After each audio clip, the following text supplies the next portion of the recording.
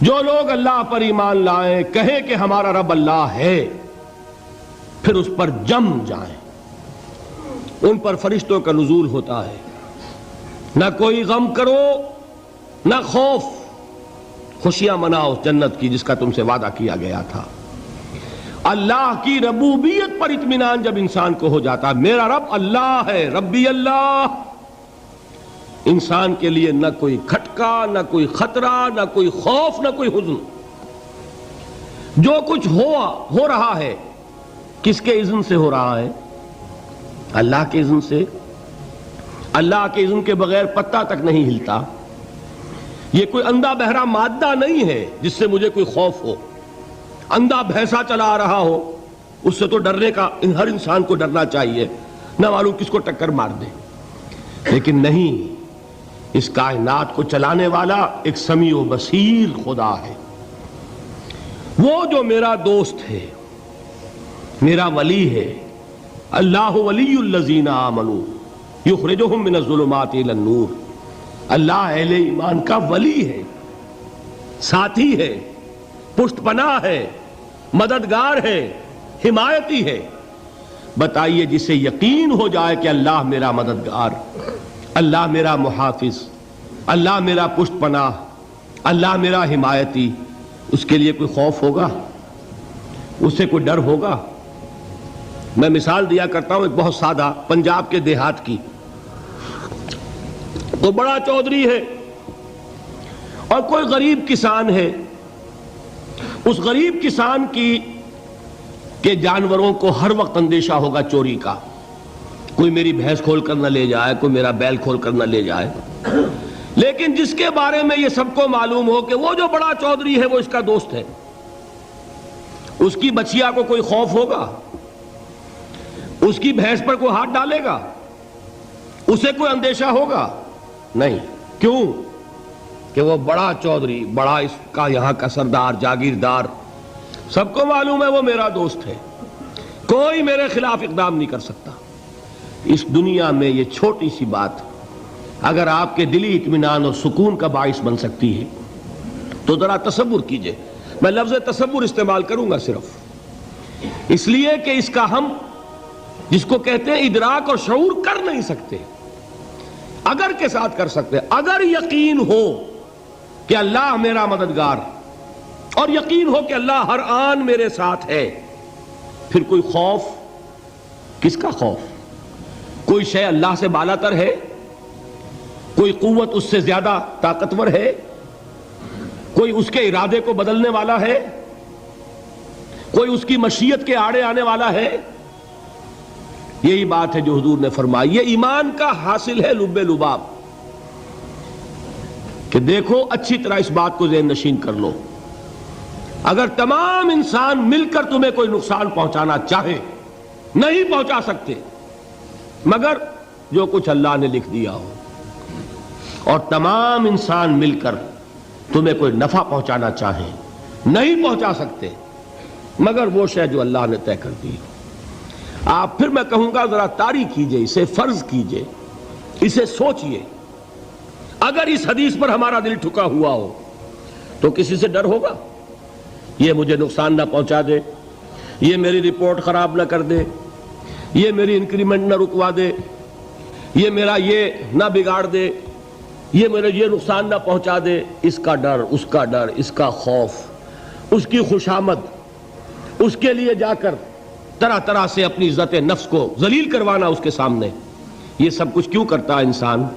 جب سمجھتا ہے کہ اس کے ہاتھ میں میرا کوئی نفع ہے، اس کے ہاتھ میں میرے لیے کوئی ضرر ہے، یہ مجھے کوئی گزند پہنچا سکتا ہے، یہ مجھے کوئی نقصان پہنچا سکتا ہے، یہ میرا کوئی کام بنا سکتا ہے، یہ میری کوئی ضرورت پوری کر سکتا ہے، اسی کا نام شرک ہے۔ جہاں آپ نے یہ سمجھا کہ غیر اللہ کے اندر کوئی طاقت موجود ہے، وہی شرک ہے۔ بتوں سے تجھ کو امیدیں، خدا سے نو امیدی، مجھے بتا تو صحیح اور کافری کیا ہے؟ شرک تو یہ ہے۔ جس پر بھی تمہیں یہ خیال ہے، کلمہ ہے یہ کلمہ سوم، لا حول ولا قوت الا باللہ، ذرا اس پر دل کو کبھی اگر آپ تصور کریں، پھر فرض کریں، دل ٹھک جائے اس پر، کوئی طاقت نہیں۔ یہی بات تھی جو شیخ عبد القادر جیلانی رحمۃ اللہ علیہ نے اپنی وصیت میں اپنے بچے سے کہی. 11ویں دینے والے ہیں، لیکن حضرت شیخ عبد القادر جیلانی کی وصیت اور تعلیمات کو کتنے لوگ ہیں کہ جانتے ہو؟ یہ جن مقامات تک پہنچے ہیں وہ کس چیز کی بدولت پہنچے ہیں؟ انہوں نے جو پیغام دیا وہ کیا تھا؟ اے میرے بچے، جس طریقے سے قرآن مجید میں حضرت لقمان کی نصیحتیں جو ہے نقل کر دی گئی ہیں، میں یہ عرض کروں گا بالفرض اگر قرآن حضرت عبد القادر جیلانی کے بعد نازل ہوا ہوتا تو شیخ عبد القادر کی یہ نصیحتیں بھی قرآن میں درج ہوتی. اتنی اونچی نصیحتیں ہیں.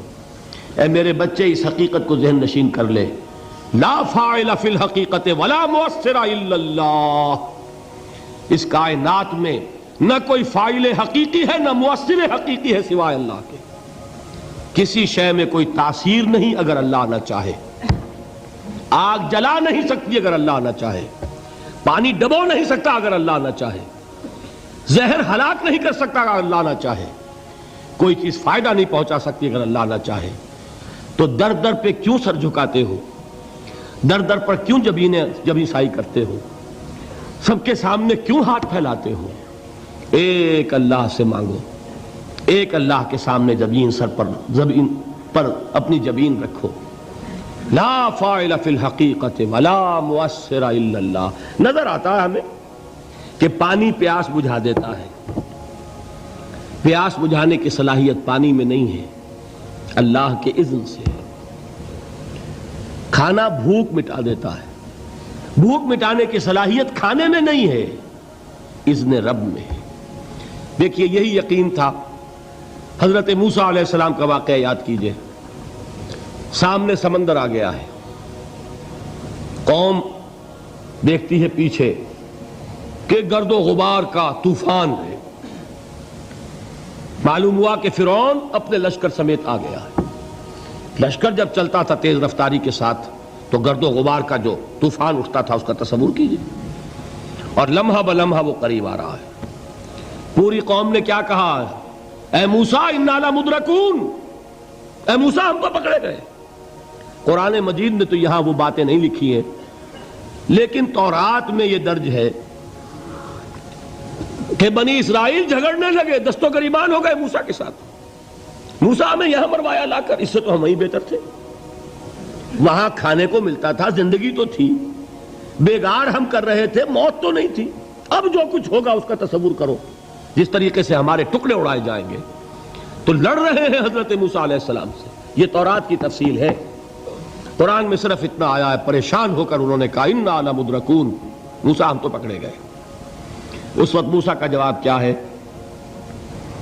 کلا ان معی ربی سیہدین. نہیں، میرے ساتھ میرا رب ہے، وہ راستہ دے گا. بتائیے کہاں راستہ نظر آ رہا ہے؟ یہ ہے ایمان بالغیب. راستہ نظر نہ آئے تب اللہ پر یقین ایمان ہے. جیب میں پیسے ہوں اور تب دل کو اطمینان ہے تو ایمان کس پر ہوا؟ پیسے پر، اللہ پر نہیں. جب وسائل و ذرائع نہ ہوں اور پھر یقین ہو کہ اللہ مسبب الاسباب ہے، وہ اسباب کا پابند نہیں ہے، وہ اسباب کا محتاج نہیں ہے، اسباب اس کے محتاج ہیں. اگر یہ یقین ہے تو اللہ پر ایمان ہے. یہ نہیں ہے تو تمہارا ایمان اسباب پر ہے، وسائل پر ہے، ذرائع پر ہے، مادیات پر ہے، اللہ پر نہیں. اس وقت کہاں راستہ تھا؟ کوئی راستہ تھا؟ سمندر ہے اور ادھر سے لشکر آ گیا ہے. کلا ان معی ربی سیہدین. اب دیکھیے ایمان کہہ دینا آسان ہے، ہوا معکم اینما کنتم. جہاں کہیں بھی تم ہوتے ہو اللہ تمہارے ساتھ ہوتا ہے. لیکن اس کا یقین قائم ہو جائے تو زمین و آسمان کا فرق واقع ہو جائے.